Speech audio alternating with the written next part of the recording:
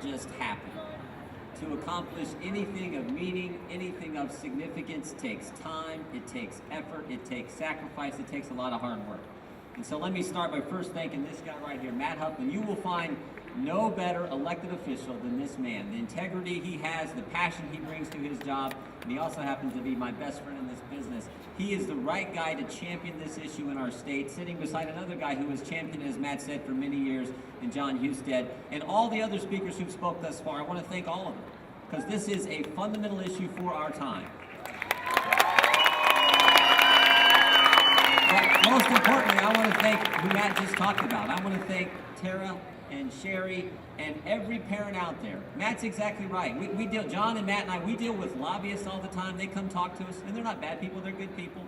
They want to influence legislation, but I will tell you this, no high-paid lobbyist will ever beat a mom on a mission to change things for the betterment of her kids. It is something, and so Tara and Sherry, thank you so much for your comments.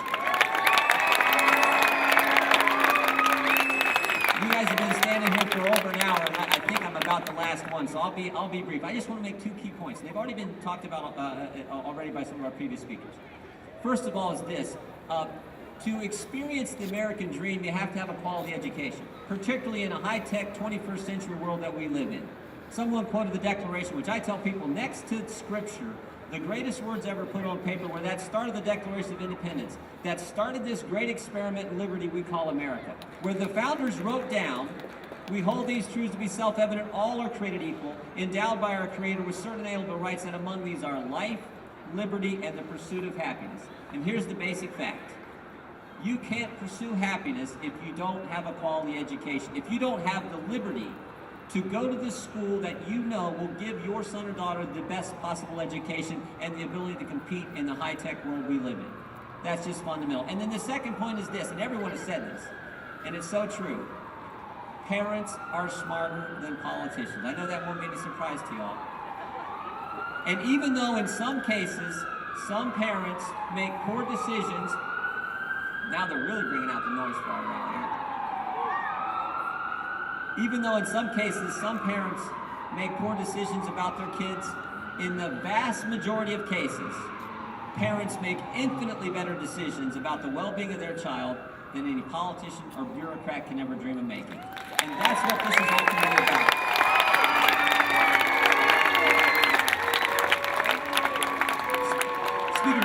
Speaker Batchelor talked about the Cleveland Scholarship Program. I was here when we started that in the General Assembly. And I remember the initial sign-up day. Now think about what was going on here. Cleveland at the time had about a 34% graduation rate in the public schools. They were spending over $6,000 per pupil. And we started a program, when the program first started, K through second grade, 2,000 students were going to get a scholarship worth $2,150.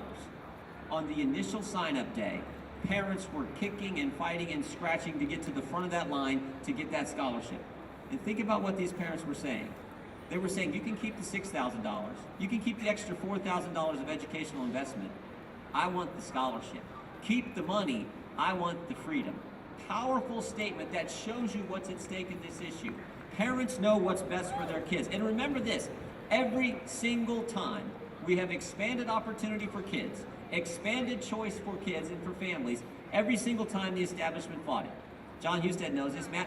When we started joint vocational schools, the establishment said, oh no, you can't do that. Then we said, no, we're going to do open enrollment. Oh, you can't do that. Both of those were very successful. Then we said post-secondary option. Oh, that'll be terrible. We can't have that. It's work. Then we said homeschooling. Oh no, you can't have that. Every single time. Then we said charter schools. Oh no, you can't do that.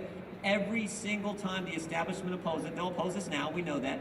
Every single time it's worked. When you expand opportunity, expand choice, give more options, and you empower families, that's a good thing. And here we are now for the ultimate prize. Full school choice in this state under the sponsorship of Representative Huffman's bill.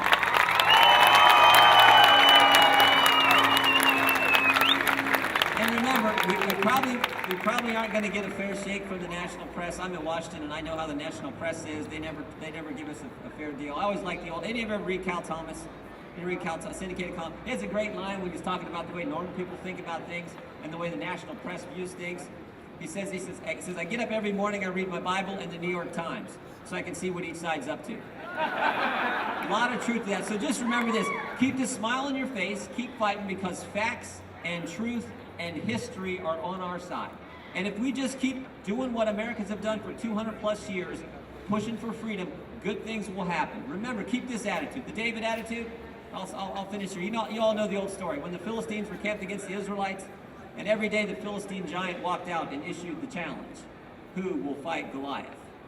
The Israelites' response was, he's so big we could never defeat him. But David's response was, he's so big I can't miss. That's the attitude that you all have. That's the attitude that we need in America, and that's the attitude that's going to help us win. God bless you all.